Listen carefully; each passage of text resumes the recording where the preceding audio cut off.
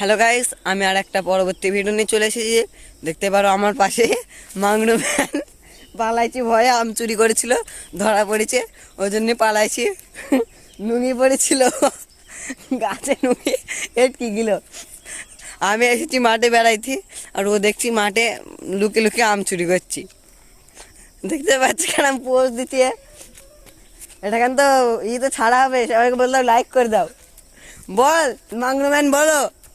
ও মাংনু man কিছুই বলছি না, হাসতে হাসতে ওনাকে দড়ি ফেলিল ওই পাড়ার লোক। বলছি তোমার বয়স হয়েছে, তুমি গাছে উঠেছো আম পাড়তে, এইভাবে বলছি। বলছি হ্যাঁ আমার বয়স হয়েছে, এইভাবে বলছে। দেখতে পাচ্ছি হাতে দুটো আম, একটা আম কেড়ে নিচ্ছে, আর ও নুঙ্গি খুলে পেলেছিল ওখান দিয়ে। আবার মাংনু ম্যান বলছি, দেখি ভাই ভিডিওটা দেখি, মাংরুর ফোনটা দেখি। মাংরু ভাই ফোনটা দেখি না, তোমার ফোনটা দেখাও। মাংরুর ফোনটা দেখো, আম পাড়তে কি হাল হয়েছে, ওপর থেকে পড়েছে, আম পাড়তে গিয়েছে। 2000 টাকা খরচ। মাংনু ম্যানের দুটো আম এনে গিয়ে 2000 টাকা খরচ হয়ে গেল। মাংনু ম্যান বলো একটা সাঁতার গাইব করে দাও। বলো বলো বলো, একটা সাঁতার গাইব করে দাও, একটু দেখাও অডিয়েন্স, তো দেখাও একটু। ও বলছে কিছু দেখাবে না, ওর ফোন হারিয়ে গেছে, 2000 টাকা দামের ফোন ভেঙে গেছে, তাহলে কি করবে ও?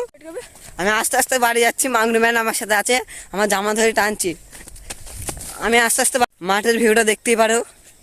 আমাদের এখানে বিশাল সুন্দর ফসল হয়েছে, বলতে গেলে বিশাল সুন্দর। আর মাংনুর ম্যান তো তুমি জানো এর কথা কেমন হয়েছে, এর ফোনের হাল। মাংনু ম্যান তোমার চোখ দুটো দেখাও, চোখে লাইট বসিয়ে দেবো আমি। চোখ দুটো দেখাও মাংনু ম্যান। পুষ্পারাজ বলতে ঝুঁকেগা নেই। ও বাহ বাহ বেটা, আরেকবার হয়ে যাক, আরেকবার পোস্ট হবে, আরেকবার। মাংনু ম্যান বলছে আমি বাড়ি যাবো, মাতলাম হয়ে গেল। ভালো, পরবর্তী ব্লগ আবার দেখা হবে।